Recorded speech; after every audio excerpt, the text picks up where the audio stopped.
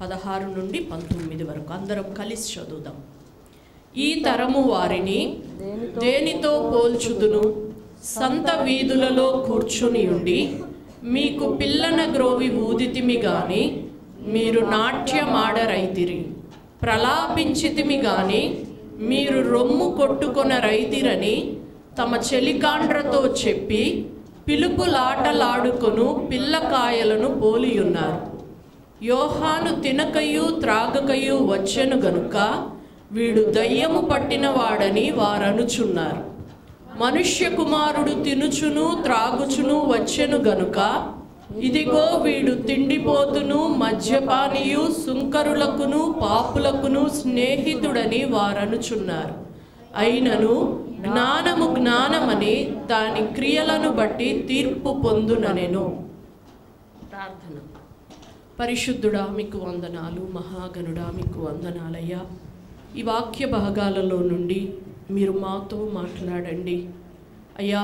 మేము పిలుపులాటలాడుకునే పిల్లకాయల వలె కాదు కానీ అయ్యా నీ సత్యవాక్యము మా హృదయముల మీద వ్రాయబడిన వారమై, ఎదిగిన వారమై, నిన్ను మహిమపరుచు వారముగా ఉండే కృప మాకు దయచేయమని అయ్యా, ఆత్మీయ ఎదుగుదలను మాలో ప్రతి వారికి అనుగ్రహించమని, మీరు మహిమ పొందమని యేసు నామములో అడిగి పొందుకొని ఉన్నాము తండ్రి, ఆమేన్.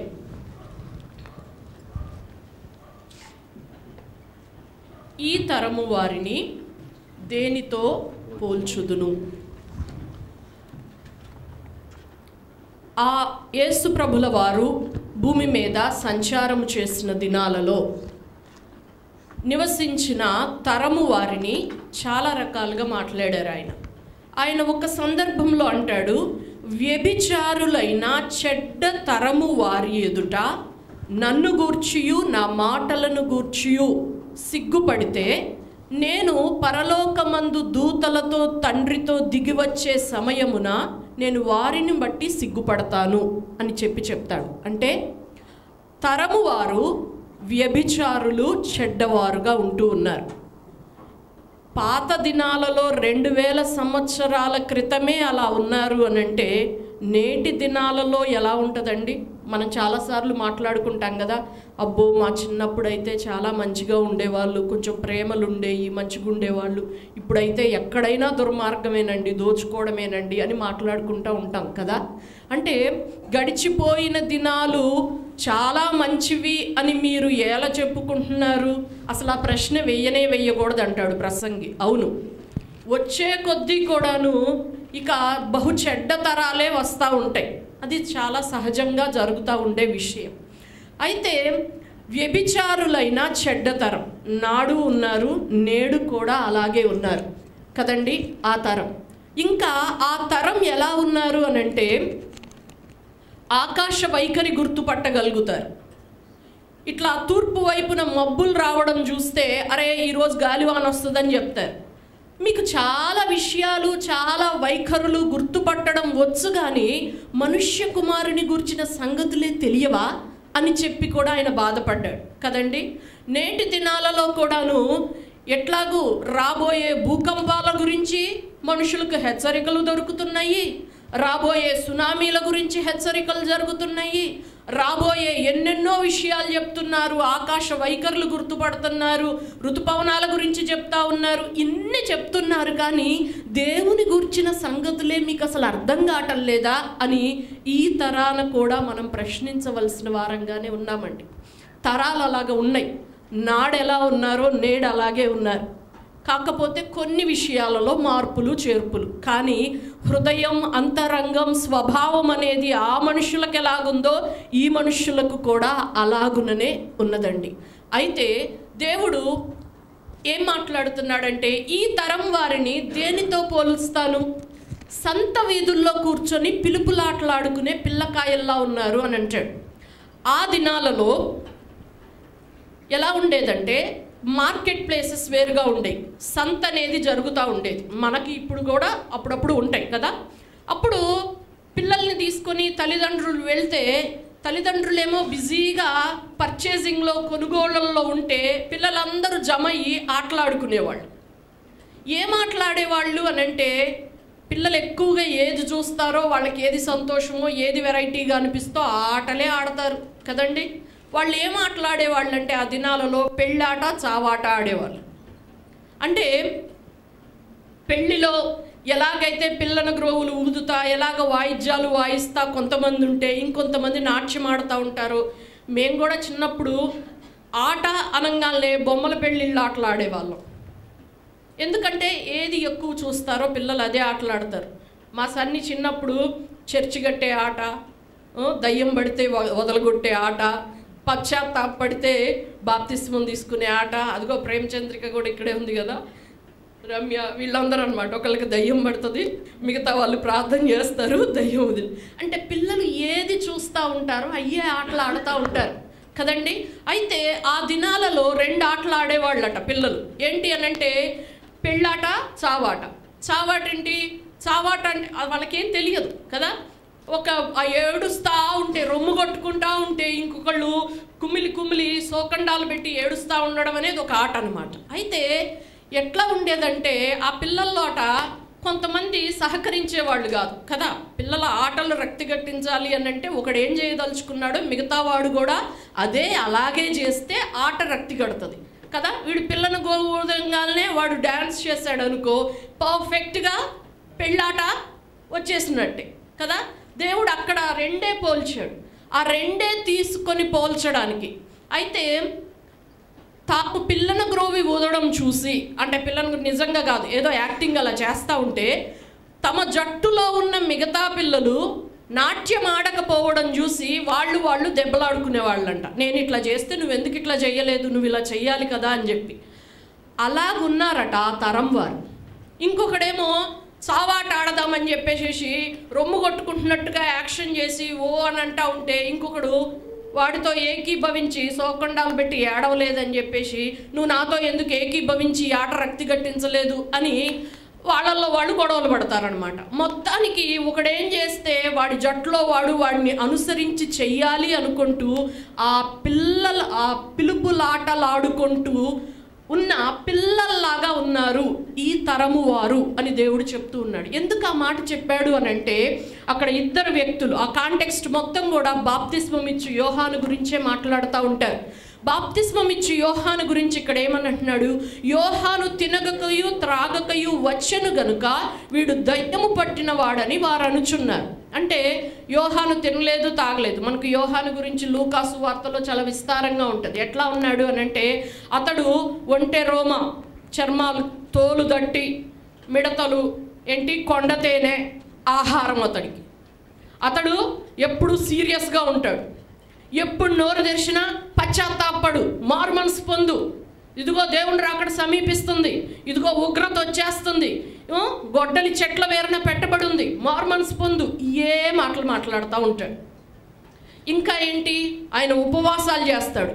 ఆయన్ని అనుసరించే వాళ్ళు కూడా ఒక్కటే ఉపవాసాలు చేస్తూ ఉంటారు.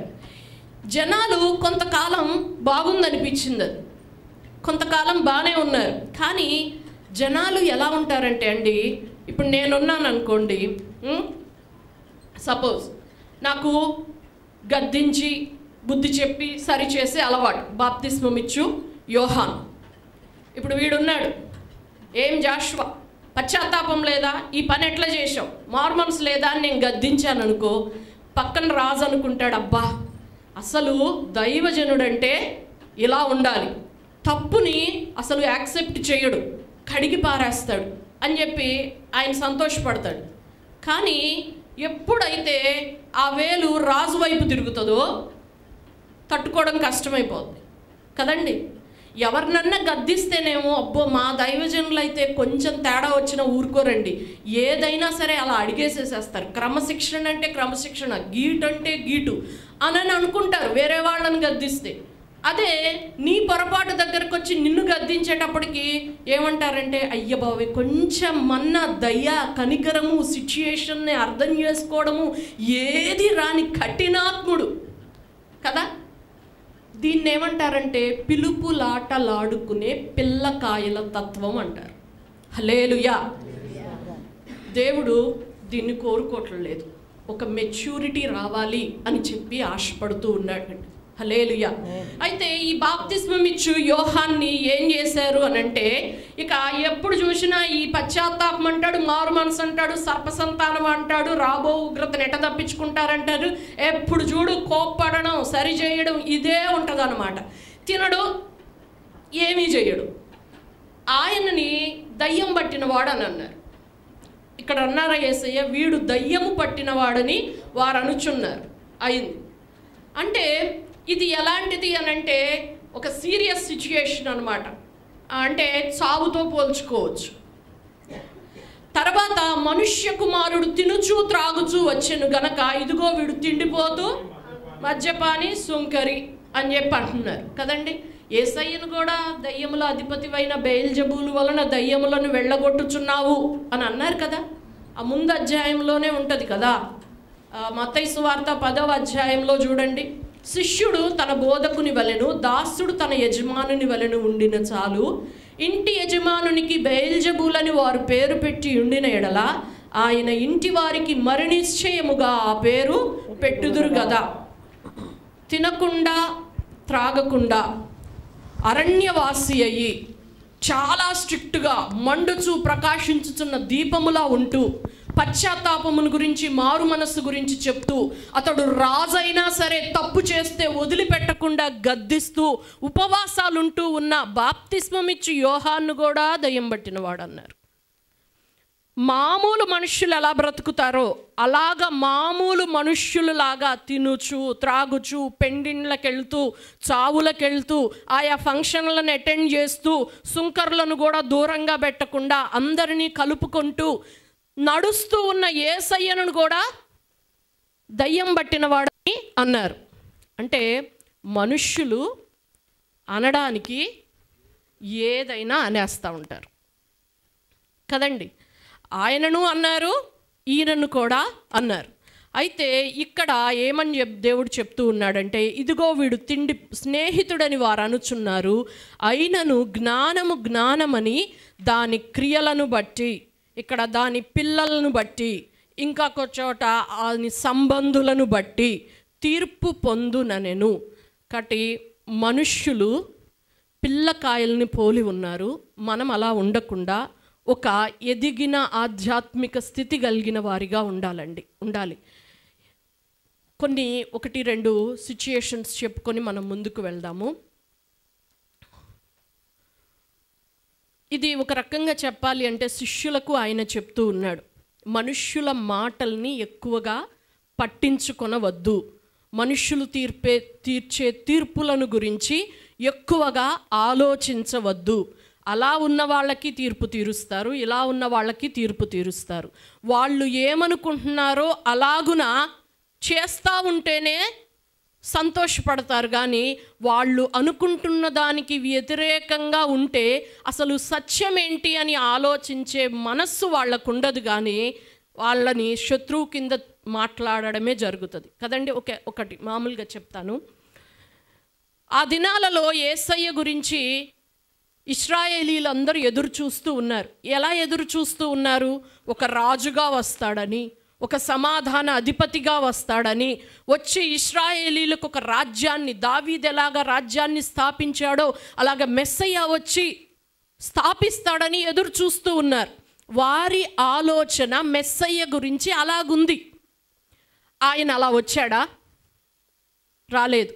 అంటే వాళ్ళ ఎక్స్పెక్టేషన్కి, వాళ్ళ ఆలోచనకి తగినట్లుగా యేసయ్య రాకడ వాళ్ళ జీవితాలలో, సమాజంలో లేకపోయేటప్పటికీ ఆయన్ని వాళ్ళు అంగీకరించలేదు, సిలువ వేశారు.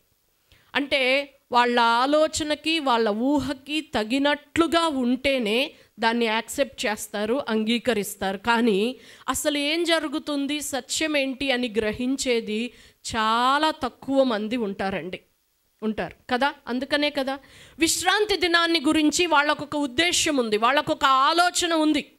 విశ్రాంతి దినాన ఏ మనిషిని స్వస్థపరచకూడదు, ఏ పని చెయ్యకూడదు, ఒక రూల్ పెట్టుకున్నారు వాళ్ళు.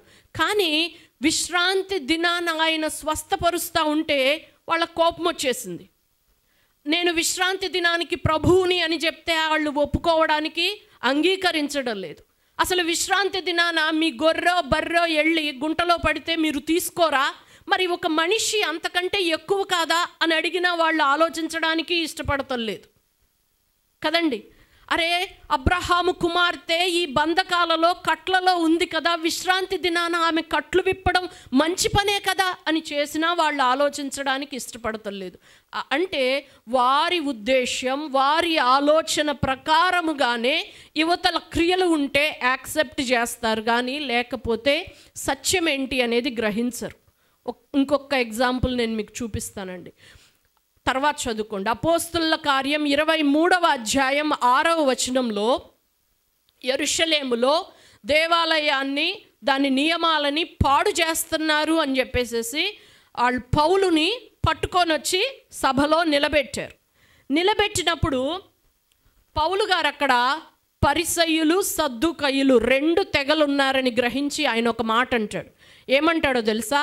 నేను పరిసయ్యుడను, పరిసయ్యుల మతమును అనుసరించేవాడను, మనకున్న నిరీక్షణను బట్టి, పునరుత్థానమును బట్టి నేను ఇలా తీర్పులో నిలబడి ఉన్నాను అని అంటాడు.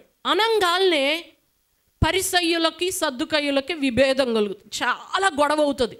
చివరికి పరిసయ్యులలో శాస్త్రులు లేచి నిలబడి అంటారు, ఇతనితో ఒక దేవదూత మాట్లాడి ఉండొచ్చు, ఇతనితో ఒక ఆత్మ మాట్లాడి ఉండొచ్చు, అసలు ఈ మనుష్యునిలో మాకు ఏ దోషము కనబడతలేదు అని చెప్పి ఒక్కసారిగా పౌలు గారి పక్షంగా మారిపోతారు.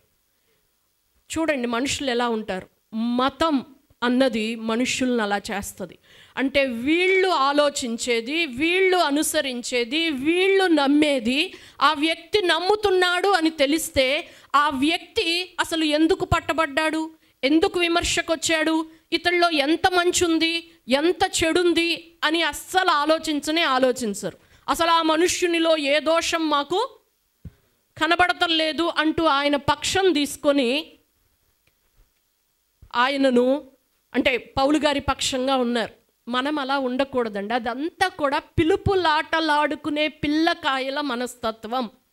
నువ్వు ఒక మాట చెప్తే నీ మాటకు ఏకీభవిస్తున్నారు అంటే వాళ్ళందరూ కూడాను నిన్ను మంచివాళ్ళు అన్న ఆలోచన కరెక్ట్ కాదు, వాళ్ళు ఏ లోపము దోషము లేనివారు అన్న ఆలోచన కరెక్ట్ కాదు.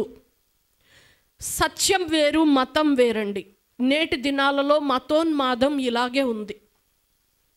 అంటారు కదా, ఒక్కళ్ళు మారో అనగానే అసలు ఎవడిది తప్పు అనేది ఆలోచించకుండా కొట్టేస్తారట. కొట్టిన తర్వాత కూర్చొని మాట్లాడతారట. మనం అలా ఉండకూడదండి, మనం అలా ఉండకూడదు. మతం అనేది మనల్ని అలా చేస్తుంది, కానీ మార్గం అనేది, సత్యం అనేది మనల్ని నిలబెడుతుంది. హల్లెలూయా. ఈ పిల్లకాయలు పిలుపులాటలాడుకునే పిల్లకాయల్లాగా మనము ఉండకూడదు. యేసయ్య మనల్ని అలా కోరుకుంటూ ఉన్నాడండి. శాస్త్రులు, జ్ఞానులు అలాంటి తరంగా మిగిలిపోతే అటువంటి వారి మధ్య కూడా పామరులు, చదువు రాని వారు, ఫిషర్మ్యాన్, సామాన్యమైన జనాలలో నుండి దేవుడు తన వారిని ఎంపిక చేసుకొని వారిని భూలోకాన్ని తలక్రిందులు చేసేవారిగా చేశాడు. హల్లెలూయా, హల్లెలూయా. ఎప్పుడైనా సరే మార్గాన్ని పట్టుకోవాలి, సత్యాన్ని పట్టుకోవాలి.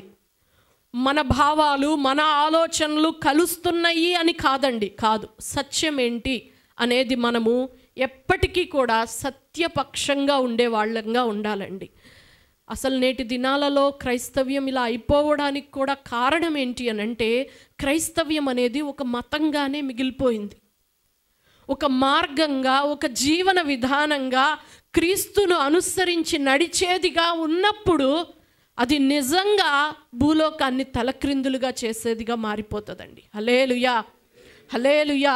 మనం ఎలా ఉంటున్నామండి? మనం ఎలా ఉంటున్నాము? ఎన్నోసార్లు అసలు సమాజంలో ఎన్నో ఇబ్బందులు, సమస్యలు రావడానికి కూడా ఇదే కారణం అవుతూ ఉంటుందండి, ఇదే కారణం అవుతూ ఉంటుంది. మనం అలా ఉండకూడదు. సత్యాన్ని పట్టుకునేవారిగా ఉండాలి, మార్గాన్ని పట్టుకునేవారిగా ఉండాలి. సత్యంలో, మార్గంలో నిలబడి దానిలో నడుస్తూ ముందుకు కొనసాగేవారిగా ఉండాలి. చాలా ఆలోచించాలండి. మతం అనే దానిలో మనం చిక్కుపడిపోకూడదు. అది క్రైస్తవ్యమే అయినా అయి ఉండొచ్చు.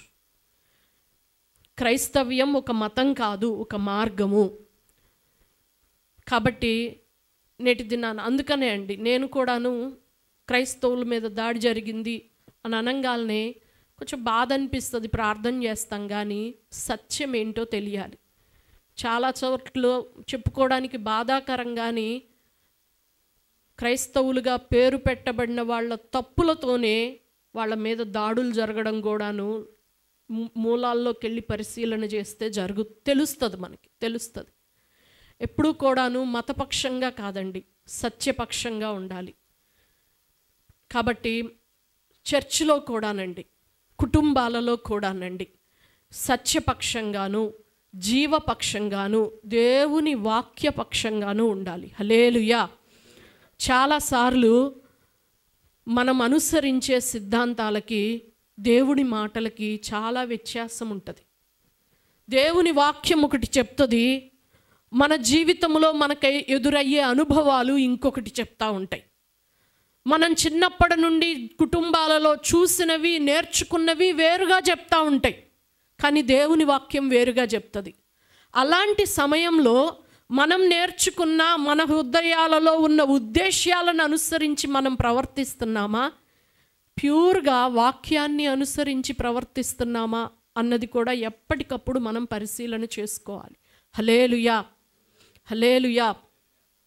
ఒకసారి ఆలోచన చేయండి. ఒకసారి ప్రతి విషయాన్ని కూడా చాలా సునిశ్చితంగా ఆలోచన చేస్తేనే మనము పిల్లకాయల్లా కాకుండా ఎదిగిన వారిగా ఉండగలుగుతాము. పిల్లల వంటి వారితో ఎప్పుడూ కూడాను సంఘానికి బాధే ఉంటుందండి.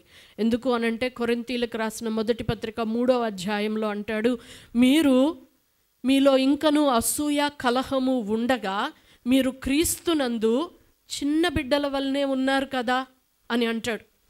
ఎవరికైనా క్రైస్తవ్యంలో యేసుక్రీస్తును అనుసరిస్తూ ఉన్నప్పుడు ఈ స్థాయి ఉంటుంది. ఎవరైనా పుట్టంగానే పెద్దోడు అయిపోడు కదండి.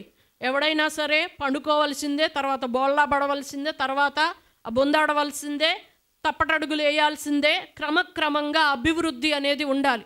పౌలు గారే అన్నారు, నేను పిల్లవాడినై ఉన్నప్పుడు పిల్లవాని వలె మాట్లాడాను, పిల్లవాని వలె యోచించాను, పిల్లవాని వలె ప్రవర్తించాను, కానీ ఇప్పుడు పెద్దవాడనై పిల్లవాని చేష్టలు మానివేశాను అని చెప్తూ ఉన్నాడు కదా.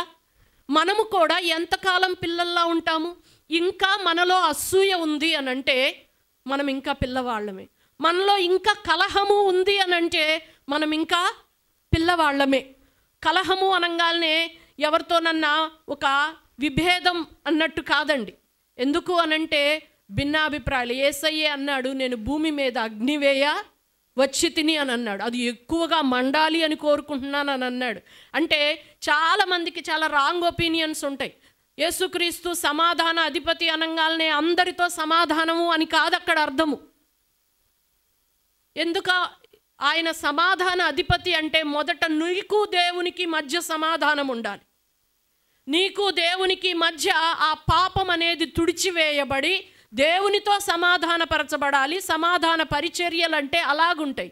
అంతేగాని క్రీస్తుని అంగీకరించని ధనాపేక్ష కలిగిన వారు, లోక సంబంధమైన మనస్సు కలిగిన మన కుటుంబస్తులతో దేవుణ్ణి పక్కకు పెట్టి సమాధాన పడడం అనేది పిల్లకాయతనం అవుతుంది. సరిగా క్రీస్తును అర్థం చేసుకోకపోవడం అవుతుందండి. వాక్యం అనేది మొదటి స్థానం ఉండాలి. దేవుడు అనేది మొదటి స్థానం ఉండాలి. దేవుని వాక్యం అనేది మొదటి స్థానం ఉండాలి. కాబట్టి ఇలాంటివన్నీ కూడాను నీవు ఎవరితోనన్నా విభేదిస్తున్నావు అనంటే ఆ విభేదానికి కూడా మూల కారణం నీ పర్సనల్ ఏదో నిన్ను బాధ పెట్టారని, నీ మాట వినలేదని, నీతో ఏకీభవించలేదని కాదు.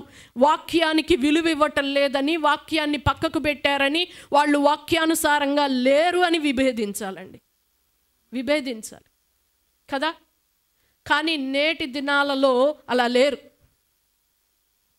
వాళ్ళతో మంచిగా మాట్లాడితే చాలండి, దేవుణ్ణి ఎంత పక్కకు పెట్టిన వాళ్ళనైనా హగ్ చేసుకొని వెళ్ళిపోతారు కదా. ఒక క్రైస్తవునిగా పుట్టి క్రైస్తవునిగా ఎదిగి బాప్తిస్మ అనుభవం కలిగి కొంతకాలం దేవుణ్ణి అనుసరించి తరువాత లోకములో కలిసి చెడిపోయి ఒక హిందువుని వివాహం చేసుకోవడానికి, హిందూ మ్యారేజ్ చేసుకోవడానికి పరిగెత్తుకొని వెళ్ళిపోతూ ఉంటుంటే నువ్వు వాళ్ళను హత్తుకుంటావా, వాక్యాన్ని హత్తుకొని వాళ్ళతో విభేదిస్తావా? నువ్వు పిల్లోడివా, ఎదిగినవాడివా? ప్రతిక్రియ ఇలాగే ఉంటుందండి, ఇలాగే ఉంటుంది. కాబట్టి నేటి దినాన మనం ఒకప్పుడు పిల్లల్లా ఉండుండొచ్చు, కానీ ఎదగాలి. సంవత్సరాలు గడిచే కొద్దీ, దినాలు గడిచే కొద్దీ కూడాను మనం క్రీస్తుకు కలిగిన సంపూర్ణతకు సమానమైన సంపూర్ణతలోనికి ఎదుగుతూ ఉండాలి. అలా ఎదగాలి అనంటే మతాన్ని పట్టుకుంటే ఎదగలేమండి, వెనక్కి వెళ్ళిపోతాం. క్రీస్తును పట్టుకోవాలి, ఆయన వాక్యాన్ని పట్టుకోవాలి, ఆయన ఆత్మ నడిపింపును పట్టుకోవాలి. కాబట్టి నేటి దినాన అట్టి గొప్ప కృపతో దేవుడు మనల్ని నింపి నడిపించునుగాక. ఆమేన్.